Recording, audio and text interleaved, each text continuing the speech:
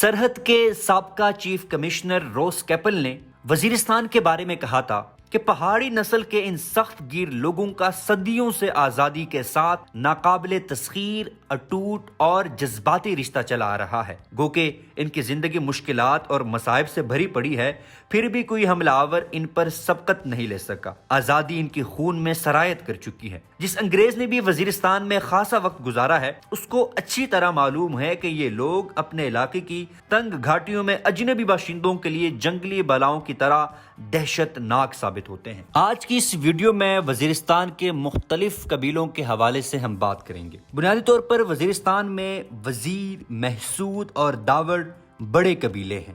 ان کا جد امجد کرلان یا کرلانی ہے۔ کرلانی کے دو بیٹے ککے اور کودی تھے۔ ککے کے دو بیٹے شیتک اور سلیمان تھے۔ سلیمان کے بیٹے کا نام وزیر تھا۔ وزیر کے دو لڑکے خزری اور لالا لائی تھے۔ لالا لائی نے شیتک کی اولاد کا ایک شخص قتل کر کے ننگرہار کے علاقے میں بھاگ آیا۔ وہاں اس نے شادی کی۔ آج کل اس کی اولاد میں سے قبیلہ لیلا یا لال وزیر کوہ سفید میں آباد ہے۔ وزیر کے پہلے بیٹے خزری سے موسیٰ عرف درویش، محمود اور مبارک تین بیٹے تھے۔ موسیٰ بڑا پرہیزگار اور برگزیدہ انسان تھا اور درویش کہلاتا تھا۔ موسیٰ درویش کے دو بیٹے عثمان اور احمد تھے۔ محمود کے بیٹے کا نام محسود تھا، جبکہ مبارک کا بیٹا گربز تھا۔ 13ویں صدی عیسوی تک ان کا مولد بیرمل تھا، یعنی وہ بیرمل میں رہائش پذیر تھے۔ ابتدا میں ملک وزیری کی تقسیم اس طرح ہوئی: عثمان، احمد اور محسود نے اپنے موریسی پہاڑ کو 3 حصوں میں تقسیم کر رکھا تھا۔ جب محسود اپنے ان دونوں چاچا زاد بھائیوں سے جدا ہو کر ارمڑ اور بیٹانی کے علاقوں پر قابض ہو گئے تو ان کا کوہ موریسی کے حصے سے کوئی تعلق نہیں رہا۔ احمد زئی اور عثمان زئی درویش خیلوں نے آدھا آدھا حصہ اپنے آپس میں تقسیم کر لیا۔ اگر کوئی نیا علاقہ مل کر فتح کرتے تو وہ مورث اعلیٰ کے نسب نامے کی بجائے تویق کے لحاظ سے آپس میں تقسیم کر لیتے تھے۔ تویق سے مراد خرچہ تورا ہے، یعنی لشکر کشی اور مہمان نوازی میں کس طرح اخراجات کس شاخ نے کیے، اسی نسبت سے اس کا حصہ ہوتا تھا۔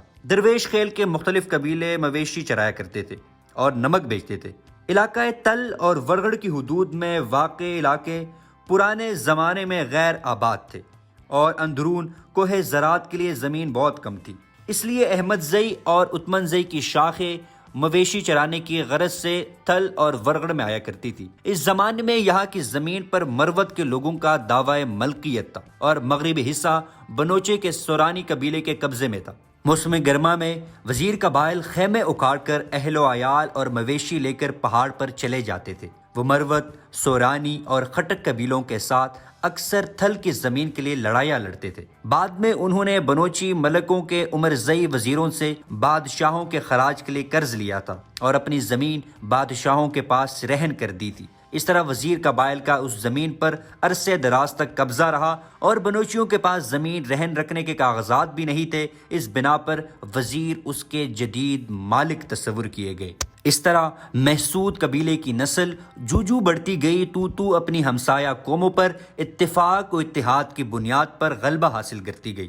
سب سے پہلے انہوں نے شوال کے علاقے میں کوہ سلیمان پر قبضہ کر لیا، جہاں قبیلہ شیتک آباد تھا۔ اس زمانے میں قحط کے باعث قبیلہ ارمڑ کے لوگ جو شہر کانی گورم اور اس سے ملحقہ علاقوں میں آباد تھے، اسے چھوڑ کر علاقہ سوگر کابل اور دوسرے علاقوں میں منتقل ہو گئے اور یہاں پر بہت تھوڑے لوگ رہ گئے تھے۔ محسود قبیلہ نے موقع پا کر علاقہ بدر پر قبضہ کر لیا۔